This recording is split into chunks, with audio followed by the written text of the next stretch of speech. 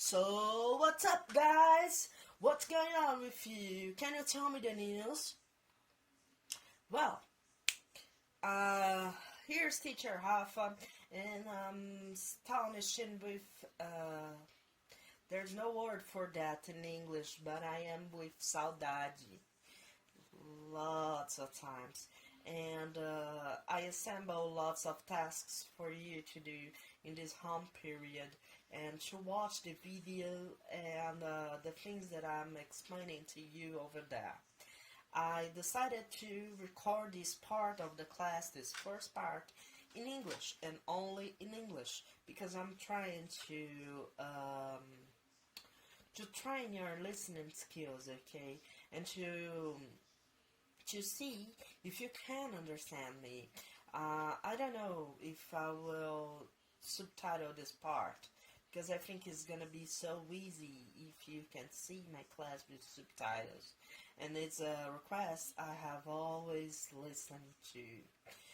But I don't know if the best way for you to learn is to be in an environment where you can see the subtitles.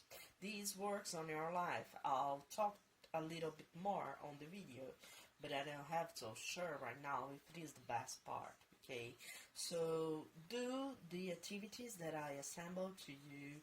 Watch this video until the end. Okay, to I don't know, to realize, to be with the content, to experience the knowledge, and to remind some things. The video talked about reading strategies itself, but we're gonna work together and I talk about lots of words, idioms, and etc. So you must watch it until the end, okay? And then you can do the activities. I just like to do a little reminder at the end. So please, please, please don't go outside without a mask. And once it's possible to use alcohol, it's very important. Wash your hands, be safe, try to read a little bit, to learn, and we're gonna see each other as fast as possible. I'm pretty sure about that, okay? So, stay safe. Então é isso, galera.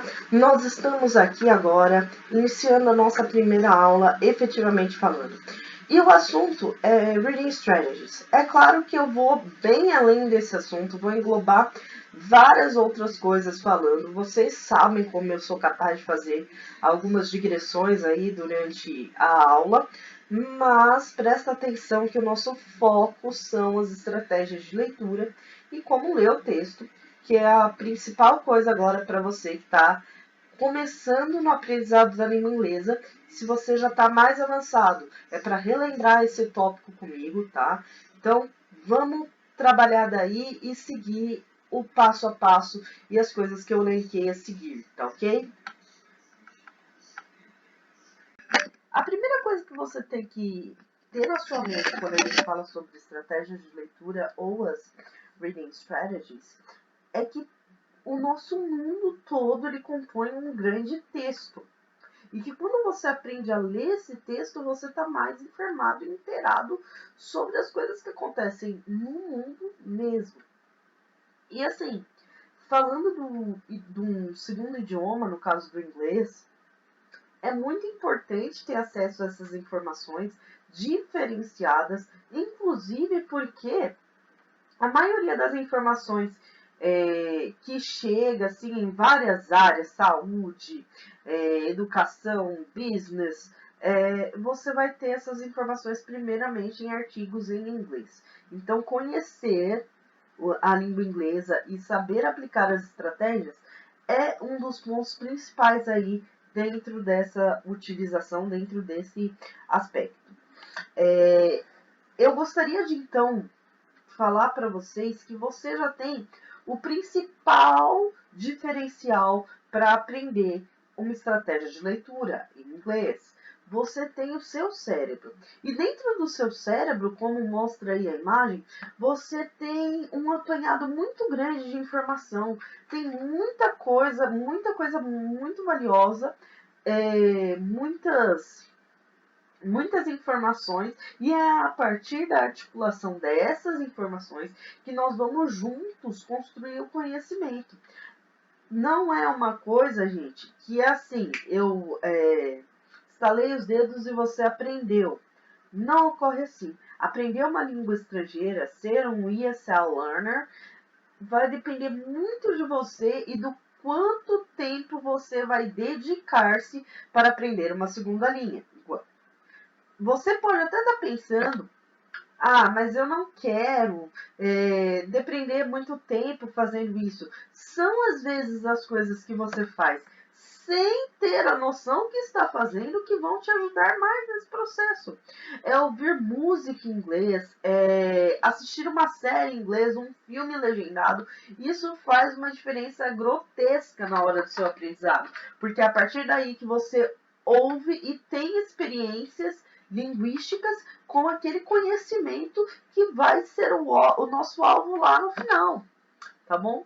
Então, o seu cérebro é a coisa mais importante, aquilo que você acha. Eu coloquei aí na imagem, ó, que é besteira, não é besteira, gente.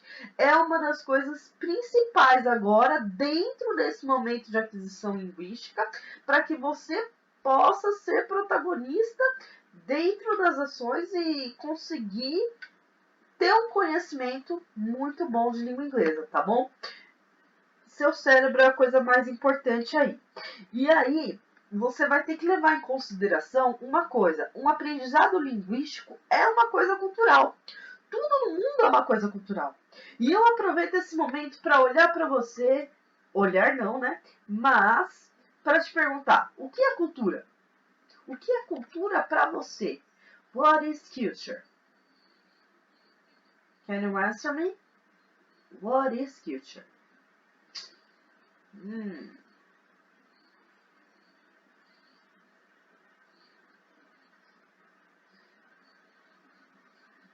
Vamos então para uma definiçãozinha básica de cultura. What is culture? Definition. Culture is the abstract, learned, shared rules and standards for generating behavior and understanding experience. Muita coisa, né? Bastante coisa que é cultura. Então, a partir daí, a gente tem que dar uma estudada nos key components, ou nos componentes principais, os componentes chaves aí dessa afirmação. A primeira é o abstraction. That means culture is ideas in people's head, not physical objects. Então, a cultura ela tem mais a ver com as ideias e não com objetos. Culture is learned, not genetically programmed. A cultura ela é aprendida, ela não é programada. Culture is shared and social, not personal and individual. A cultura ela é compartilhada e ela é social, ou seja, um grupo de falantes, um grupo de pessoas dentro de um mesmo local compartilham da mesma cultura e dos mesmos valores linguísticos dentro dessa área. Culture is rules and patterns, whether conscious or unconsciously followed. A cultura, ela segue regras e padrões. Ela é mais uma coisa que também é consciente ou inconsciente. Você inconscientemente segue uma determinada cultura. Você tem ações que são relacionadas à sua cultura que não são conscientes mais, que elas entram naquele local do seu cérebro onde você tem determinadas atitudes e você inconscientes, mas que para você são super normais porque isso faz parte da sua cultura. People decide how to behave using their culture's rules and patterns. As pessoas decidem como que elas vão se comportar a partir do padrão e das regras da sua cultura. Ou seja, a cultura dita tudo. People understand the world through their culture's patterns of belief. As pessoas, elas entendem o mundo através dos padrões e das crenças da sua cultura. Cultura, ela é, então, esse apanhado importante de coisa. Mas por que eu estou falando exatamente de cultura? Why culture? Porque essa cultura, gente, que vai trazer pra gente uma visão sobre o que é legal em food, em faith, em customs, em language, em riddles, em attitudes. Essa cultura, ela é primordial na formação, na aquisição e na articulação de uma língua, tá? Além disso, nós devemos levar em consideração muitos aspectos e muitas coisas valorosas em termos históricos. Por que história nessa parte? Porque tudo isso, a história evoluindo e chegando naquelas pessoas, você vai ter o quê? Uma mudança dentro desses patamares, e a partir dessa mudança, gente, segue o raciocínio. A partir dessa mudança histórico-social, você vai ter o quê? A geração de uma cultura. Então, eu posso dizer sim que tudo que nós já vivenciamos historicamente forma a cultura do nosso país, o Brasil. Certo? Tudo que os Estados Unidos vivenciou formou a cultura deles. A Inglaterra, todos os países que falam inglês. Eu costumo dizer agora duas informações que vão ser preponderantes durante essas aulas online. A primeira, embora eu explique algumas coisas em português, como eu estou fazendo isso agora, every time I speak in English, todas as vezes que eu tiver que inserir um inglês, você vai junto comigo e you're gonna try to repeat. Você vai tentar repetir os termos, tá? Então, try to. History, century, ancient Greece. Tenta repetir, tenta falar junto comigo, vai tentando, vai dando pause no vídeo, faz de novo, tenta ao máximo. Lembra do que eu falei, você é o protagonista da sua história. E se você não se colocar nessa posição de protagonista, nessa posição de que você sabe, cara, e você tá no principal ponto do seu aprendizado, você não vai conseguir ter esse aprendizado de forma eficaz, tá bom? Então, tenha isso na sua cabeça. Eu preciso tentar, eu preciso repetir. Professora, beleza, eu vou repetir e eu vou tentar. Palmas para você e meio caminho andado. Você está caminhando junto comigo para aprender um idioma estrangeiro. Bom, voltando ao nosso tópico principal, então é todo esse amontoado que vai formar a cultura. Eu esqueci de citar, talvez, mas assim, começa isso desde antes da colonização, tá? Por exemplo, sei que vocês devem lembrar-se disso, mas nós fomos colônia de exploração. E os Estados Unidos, por exemplo, foi colônia de povoamento. Olha a diferença. Começa aí um embate histórico. Perdão. E a partir disso, várias experiências que vão trazer pra gente uma história. Vamos dar uma história, uma cultura e uma língua. Bom, eu cheguei a falar em aula, sei que vocês lembram, da questão da idade, do how old are you, lembra? Traduzido ao pé da letra, quão velho você é? Ou como velho você é? E isso pra gente é uma coisa meio esquisita. Alguém chegar pra você e falar assim, e aí, camarada? Como você é velho? Você vai responder o que pra pessoa? E é justamente por isso que eu não respondo pra pessoa I have, sendo que have é o verbo ter, I have não é usado, você usa I am. I am 30 years old. Eu tenho 30 anos de idade. Essa é uma diferença. Como essa principal palavra, eu separei algumas coisinhas aqui para a gente começar a desmistificar a primeira coisa que vai atrapalhar muito o nosso aprendizado, que é a tradução ao pé da letra. É a tradução de tudo. Gente, quando a gente fala de tradução ao pé da letra, a gente tem que saber uma coisa. Tem um aplicativo chamado Google Translate e você pode utilizar, ele traduz tudo ao pé da letra. Só que o diferencial é você que faz. E esse diferencial vem através do quê? Do seu conhecimento articulado e da sua cultura. E de entender que a cultura dos países que falam inglês, é diferente da nossa cultura. Principalmente porque nós temos no eixo principal a Inglaterra. Hoje a gente esquece essa versão Inglaterra, porque a gente pensa nela mais que no Reino Unido. E os Estados Unidos, que são dois monstros, assim, se a gente falar em identidade, em poderio, em economia, eles são dois monstros. O que eu vou fazer? Esse idioma difundido, ele dá uma outra visão. Gente, eu não posso escrever eu em inglês sem estar com letra maiúscula, mesmo no final. Por isso que eu ia maiúsculo. É uma ideia de mostrar que eu sou importante. Ou seja, toda vez que você coloca aquele zão grande lá, que significa eu, você está se comprovando como mais importante. Olha que legal. Então, olha como é legal a gente dar essa observada. Agora, voltando a falar sobre essas expressões que não seguem tradução e por que você tem que aprender essa questão cultural, histórica, que nós vamos observar, inclusive, pensa no seguinte. Já falei da idade e agora eu vou falar de uma outra expressão. Para falar dessa expressão, que é I cross my heart and I hope to die, eu vou trazer para vocês uma musiquinha.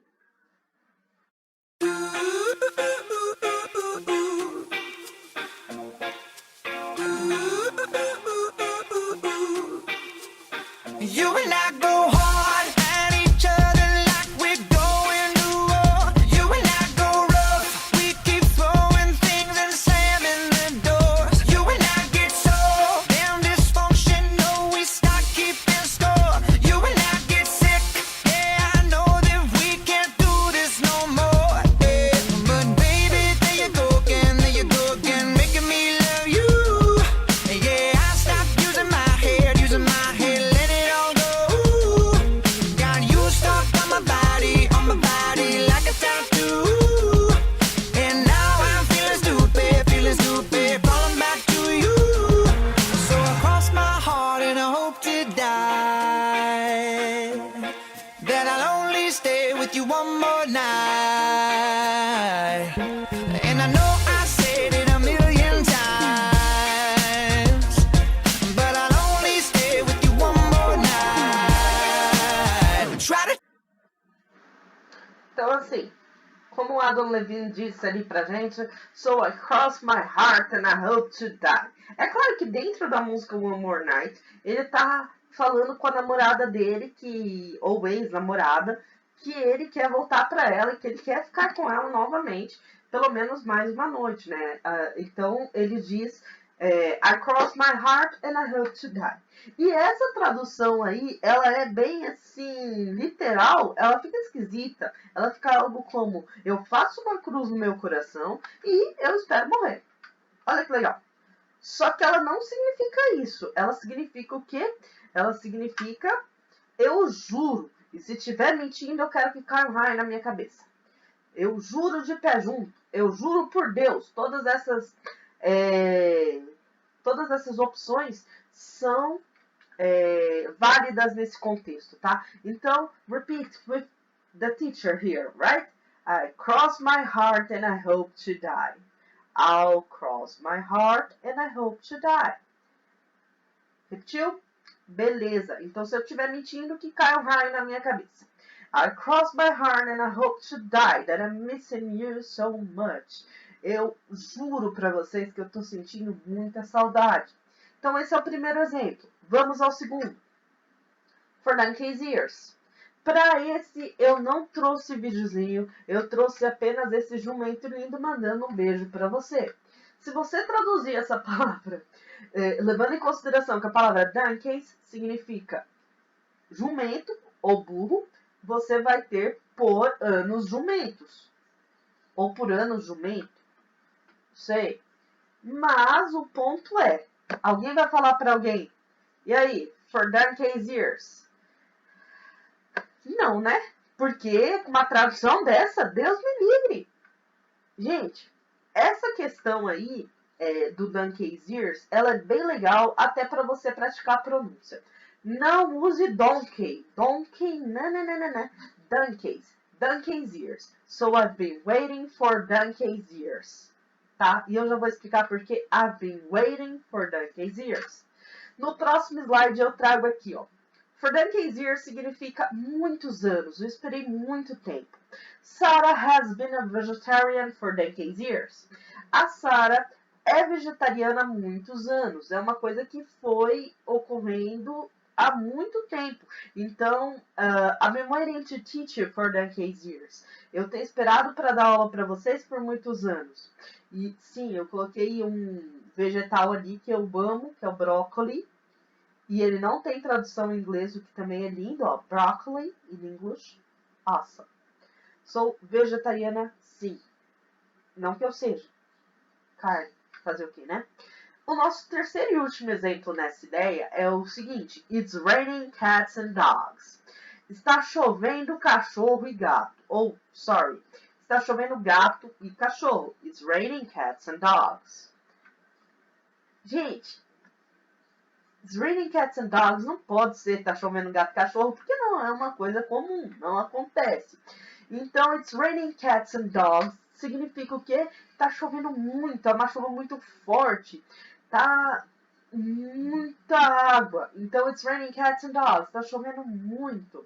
I was thinking about letting you to teach outside, but it's raining cats and dogs. Eu pensei em levar vocês para ter aula lá fora, mas está chovendo muito, então eu não posso. Repeat with the teacher, it's raining cats and dogs. E como eu acabei de perceber, eu acabei me esquecendo do segundo, let's come back, and for donkey's ears. For donkey's ears. Now, with everything, I cross my heart and I hope to die. Eu juro por Deus. Deixa eu sair dessa tela. For donkey's ears. Por muitos anos. For donkey's ears. Repeat. And it's raining cats and dogs. Está chovendo gato e cachorro. Está chovendo muito. Tá? Isso são algumas dicas. Algumas dessas expressões são consideradas idioms. Tá? E idioms em inglês, embora se escreva idioma, não é idioma em português. Cuidado com o falso amigo. Aquela palavra que parece, mas às vezes não é. E te faz cair da eguinha pocotó. Esse caso, em específico, o idiom, ele é uma expressão muito utilizada. Então, ela ajuda você a se inserir melhor naquela cultura e entender. Porque as pessoas comumente falam com o uso de expressões. Certo? Então, para entender aquele mundo, você precisa saber algumas das expressões, pelo menos, tá bom? Seguindo aí, a gente vai voltar às estratégias de leitura para a gente saber. Depois de tudo isso, professora, como é que eu sei o que eu tenho que ler primeiro? Bom, eu vou agora falar do prior knowledge. E sim, você pode estar olhando para mim e falar assim, prior, né? Felipe Prior, eu assisti o Big Brother, professor. Não tem nada a ver com o Prior, tá? Prior knowledge é o quê? Então, o conhecimento que você já tem. É todo esse conhecimento. Eu não ensinei hoje para vocês 3 expressõezinhas? Lembra delas? Não pode esquecer. I cross my heart and I hope to die. Como o Alan Devine diz para a namorada. For donkey's ears. E it's raining cats and dogs. Não pode esquecer. O prior knowledge é aquele conhecimento, então, que está dentro do seu cérebro e que você articulou ele. Você viu uma série, você assistiu um filme, você leu uma notícia. Esse conhecimento ele é muito importante para você começar a sua leitura. A primeira coisa que você faz é ficar esperto com o seu prior knowledge, o seu conhecimento de mundo, o seu conhecimento prévio. Tá? Então, use o seu prior knowledge. Usou? Vai pensar assim, beleza, ótimo. Então, antes de irmos para o texto, a gente vai falar do passo número 2. O passo número 2 é o skimming. Skimming, professora. Então, o que é isso? Bom, o skimming é uma técnica de leitura na qual você vai passar os olhos pelo texto e procurar as coisas que são importantes. Mas como você vai saber o que é importante do que não é importante? Bom, é esse o ponto que a gente vai terminar falando hoje. Para você fazer o skimming, a primeira coisa que você vai fazer é observar as keywords, que são as palavras-chave dentro daquele assunto. Eu coloquei aí ignore details. Tenta ignorar os detalhes. Isso não é importante quando a gente está fazendo o skimming. O skimming é para você saber no geralzão do que diz o texto. Você não vai ler palavra por palavra. Inclusive, a gente vai chegar nesse ponto, mas nós não lemos palavra por palavra. Depois você vai reparar em outra coisa, que são as bold words. O que é bold, professora? Chá de boldo da minha vozinha? Não.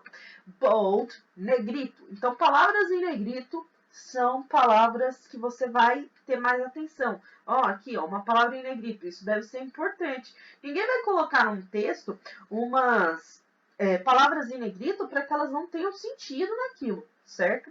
Depois, os headings or titles, que são os cabeçalhos ou as notícias, as chamadas. Essa parte é bastante importante, porque sumariza ou resume muitas dessas informações que estão presentes no texto. E por último, dá uma olhada no first and last sentence, or paragraph. A primeira e a última sentença, ou o primeiro e o último parágrafo, eles podem conter as informações gerais e breves do desenvolvimento do texto e as informações finais do desenvolvimento do texto. Se você reparou nesse momento aí, você vai saber assim, não, professor, então quando a gente dá um resumo inicial e depois fecha ali o assunto abordado no texto, eu escrevi um bom texto? Sim. Se o texto não tiver definido desse jeito, pode ser que você tenha dificuldade. Mas também os textos de fontes seguras, que são organizados, eles seguem essa estrutura. O texto ele tem que seguir essa estrutura. Então, quando você faz o skimming, você tem que ter essas informações à sua disposição. O que eu vou pedir agora para vocês? Let's work, shall we? Vocês têm aí na plataforma agora o texto e eu quero que vocês respondam os exercícios que eu enviei, tá bom? Uma boa aula para vocês e até mais com mais aula de inglês. Um beijo no coração!